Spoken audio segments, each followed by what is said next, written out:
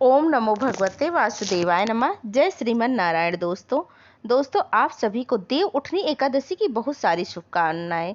चातुर्मास के 4 मास दौरान भगवान श्री हरि योग निद्रा में विराजमान थे और देव उठनी एकादशी पर वे अपनी योग निद्रा से बाहर आते हैं और इसीलिए इस एकादशी को देव उठनी या देवोत्थान एकादशी कहा जाता है। इसी एकादशी से तुलसी विवाह का आरंभ हो जाता है और उसके बाद मनुष्य समाज में भी हर प्रकार के मांगलिक कार्य, यज्ञ, विवाह, संस्कार, दीक्षा, यज्ञ, पवित्र इत्यादि सभी शुभ कार्यों की शुरुआत हो जाती है। देव उठनी एकादशी चातुर्मास के समय में आने वाली एक अत्यंत पुण्य फलकारी प्रदानी एकादशी है, जो एक भक्त को न सिर्फ पुण्य प्रदान करती है अपितु वह उसे भक्ति के आध्यात्मिक स्तर से प्रगति करने का अवसर भी देती है। तो आज इस वीडियो में हम आपके लिए लेकर आए हैं देव उठनी एकादशी की पौराणिक कथा। आज की इस देव उठनी एकादशी व्रत कथा का आरंभ करते हैं। प्राचीन समय की बात है। वैवस्वत मनु के प्रपौत्र और राज ऋषि नभाग के पुत्र थे महाराज अम्बरीश। वे 7 द्वीपों से युक्त संपूर्ण पृथ्वी के एक चक्रीय शासक थे। उनके पास इतना ऐश्वर्य, संपत्ति और सुख था जिसकी कल्पना भी करना किसी के लिए संभव नहीं था। सामान्य रूप से देखा जाता है कि मनुष्य के पास धन, संपत्ति और सुख होता है तो उससे वह गर्वित हो उठता है, लेकिन महाराज अम्बरीश एक ऐसे उदाहरण थे, एक आदर्श भक्त थे जिनके अंदर इतने सुख, समृद्धि, संपत्ति और ऐश्वर्य होने के बाद भी अत्यंत अधिक मात्रा में विनम्रता और भगवान श्री हरि की भक्ति विद्यमान थी। बहुत कम लोग ऐसे होते हैं जिनके पास संपूर्ण पृथ्वी का ऐश्वर्य होने के बाद भी वह वैराग्य और भक्ति के चरम लक्षणों को प्रकट करते हैं, और यह कार्य सिर्फ महापुरुष ही कर सकते हैं, क्योंकि उन्होंने अपनी इंद्रियों को वश में कर रखा होता है और वे जानते हैं कि जीवन का परम लक्ष्य भगवान श्री कृष्ण की चरणों में शुद्ध भक्ति प्राप्त करना ही है। भौतिक सुख संपत्ति कुछ समय के लिए हमारे साथ रह जा सकती है, लेकिन हमारा वास्तविक धन और वास्तविक संपत्ति भगवान की शुद्ध भक्ति ही है। उनके लिए इस संपत्ति का सागर एक स्वप्न के समान था। महाराजा अम्बरीश इस भौतिक जीवन की नाश्वरता से भली भांति परिचित थे, इसीलिए वे सदैव परम भगवान की भक्ति में लीन रहते थे। अपने दैनिक कार्यों में सदैव वे भगवान श्री कृष्ण को समर्पित रहते थे। अपनी प्रत्येक इंद्रियों को उन्होंने भगवान की सेवा में नियुक्त किया हुआ था, और जैसे राजा होते हैं वैसे ही प्रजा भी होती है, तो उन्हीं के समान उनकी प्रजा भी अपना अधिकतर समय भगवान के पवित्र नामों का जप, कीर्तन, सेवा में लगाती थी। जब भगवान श्री विष्णु ने यह देखा तो वे अत्यंत प्रसन्न हुए और उन्होंने अपने भक्तों पर करुणा दिखाने के लिए अपने सुदर्शन चक्र को आदेश दिया कि वे स्वयं महाराज अम्बरीश, उनके पास परिवार और उनके राज्य की सुरक्षा करें। अब जिसे भगवान का स्वयं आरक्षण मिला हुआ हो, उसे यह भौतिक क्लेश और कष्ट क्या ही प्रताड़ित कर सकते हैं। तो ऐसा ही कुछ हुआ अम्बरीश महाराज के साथ। एक समय महाराज अम्बरीश ने अपनी पत्नी के साथ परम भगवान श्री कृष्ण को प्रसन्न करने के लिए 1 वर्ष की सभी एकादशियां, तिथियों का पालन करने का संकल्प लिया हुआ था। वर्ष के अंत में जब अंतिम एकादशी का पारण करने का दिन आया तो महाराज अम्बरीश ने धूमधाम से इस उत्सव को मनाया। उन्होंने परम भगवान तथा ब्राह्मणों की पूजा की, उन्हें भगवान को अर्पित भोजन प्रसाद वितरित किया, विपुल मात्रा में गोदान। सभी नियमों को पूर्ण करने के बाद अब महाराज अम्बरीश अपने व्रत का पारण करने ही जा रहे थे और उसी समय दुर्वासा मुनि अपने अनेक शिष्यों के साथ वहां पधारे। दुर्वासा मुनि को देखकर राजा अत्यंत हर्षित हो गए। उन्होंने अत्यंत प्रेम और आदर सत्कार से उनका स्वागत किया और उनसे भोजन करने के लिए प्रार्थना की। राजा की प्रार्थना को दुर्वासा मुनि ने स्वीकार तो कर लिया, लेकिन उन्होंने कहा कि भोजन करने के पहले ही वे यमुना तट पर स्नान करना चाहते हैं। इतना कहकर वे अपने शिष्यों के साथ यमुना तट पर स्नान के लिए चले गए। अब इस समय में थोड़ी समस्या आ गई।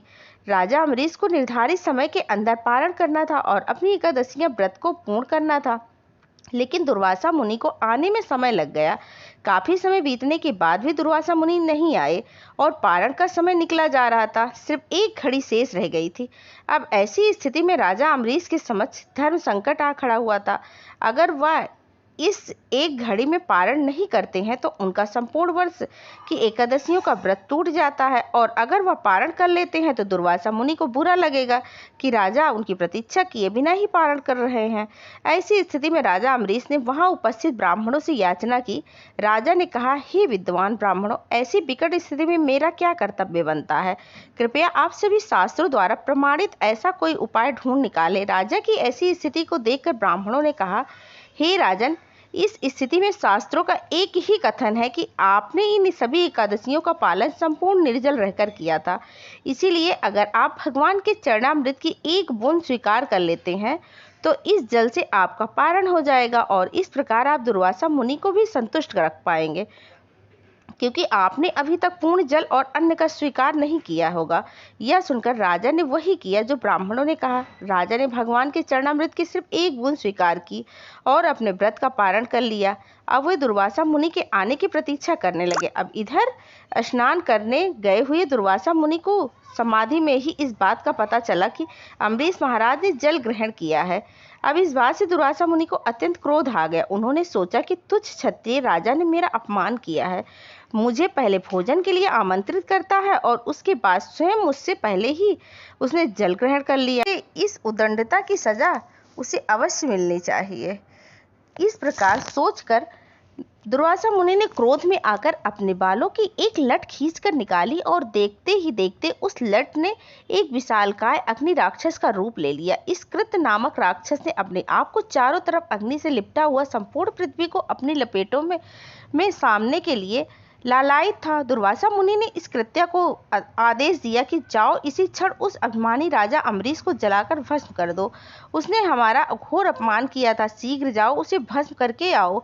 अब यह आज्ञा पाते ही कृत्य पहुंच गया राजा अम्बरीश के पास। महाराज अम्बरीश भी समझ गए कि वास्तव में दुर्वासा मुनि क्रोधित हुए हैं, इसीलिए उन्होंने इस कृत्य नामक दैत्य को भेजा है उन्हें मारने के लिए। लेकिन अम्बरीश महाराज भगवान के शुद्ध भक्त थे। कृत्य को देखकर भी वह थोड़े से ही विचलित नहीं हुए। उन्होंने दुर्वासा मुनि का आशीर्वाद समझकर उसको स्वीकार किया और हाथ जोड़कर उसके समक्ष खड़े हो गए। लेकिन यह तो एक भक्त की स्थिति थी। अब ऐसे समय में अपने भक्त को भगवान निसहाय कैसे छोड़ सकते हैं। तो भगवान अभी कोई आज्ञा दे, उसके पहले ही उनकी सुदर्शन चक्र वहां पहुंच गया और एक ही क्षण में सुदर्शन चक्र ने अपने तीव्र तेज और शक्ति से कृत्य नामक अग्नि दैत्य को जलाकर भस्म कर दिया। और अब वह सुदर्शन दुर्वासा मुनि को भस्म करने के लिए उनके पीछे दौड़ा। जब दुर्वासा मुनि को इस बात का पता चला तो अत्यंत लज्जित हुए और भयभीत होते हुए सुदर्शन से बचने के लिए चारों तरफ भागने लगे। आकाश, पाताल, समुद्र, गुफाएं, दसों दिशाएं, सभी जगह सुदर्शन ने उनका पीछा किया।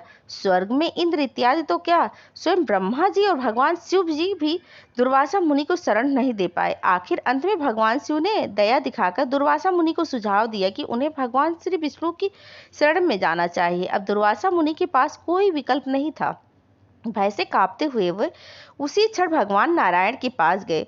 उनसे प्रार्थना करते हुए कहने लगे, हे प्रभु, आप इस संसार के आदि और अंत, आपके नाम का स्मरण करने मात्र से व्यक्ति नरकीय जीवन से मुक्त हो जाता है। आपके भक्त महाराज अम्बरीश के प्रति मैंने घोर अपराध किया है, कृपया मुझे क्षमा करें प्रभु और इस सुदर्शन से मेरी रक्षा करें।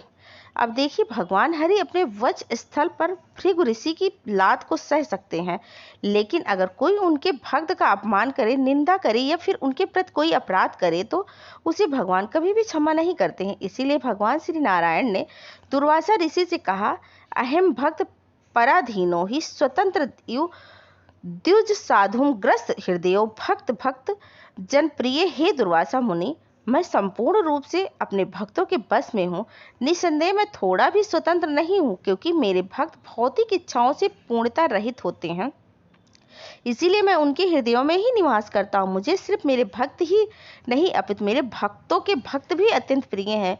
मेरे शुद्ध भक्त किसी भी अवस्था में किसी भी भौतिक चीज की कामना नहीं करते, अपना सब कुछ त्याग कर सदैव मेरे चिंतन में लीन रहते हैं। ऐसे भक्तों की भला मैं कैसे त्याग सकता हूँ। आपने महाराज अम्बरीश का घोर अपमान करके अपने द्वेष का प्रदर्शन किया, इसीलिए बिना समय गंवाए इसी क्षण आप मेरे प्रिय भक्त राजा अम्बरीश के पास जाइए, उनसे क्षमा याचना कीजिए और मुझे विश्वास है कि वे आपको जीवन दान अवश्य दे देंगे और उसके बाद आप सुदर्शन से भी सुरक्षित रह पाएंगे। अब जल्दी जाइए।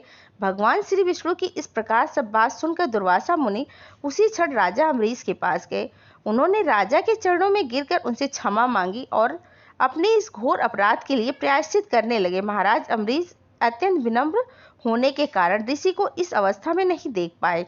वे लज्जित होने लगे और उन्होंने सुदर्शन से दो हाथ जोड़कर दुर्वासा मुनि की रक्षा करने के लिए प्रार्थना की। अब राजा अम्बरीश की प्रार्थना सुनकर सुदर्शन चक्र वापस चला गया। दुर्वासा मुनि ने राजा की इस शुद्ध भक्ति और उनके पुण्य प्रताप को देखते हुए उनकी स्तुति में अनेक श्लोकों का उच्चारण किया, उन्हें आशीर्वाद प्रदान किया और इस प्रकार भगवान ने अपने एक शुद्ध भक्त के गुणों का प्रचार किया। इसी के साथ देव उठनी एकादशी की कथा यहीं पर समाप्त होती है। प्रेम से बोलिए विष्णु भगवान की जय हो, लक्ष्मी नारायण की जय हो।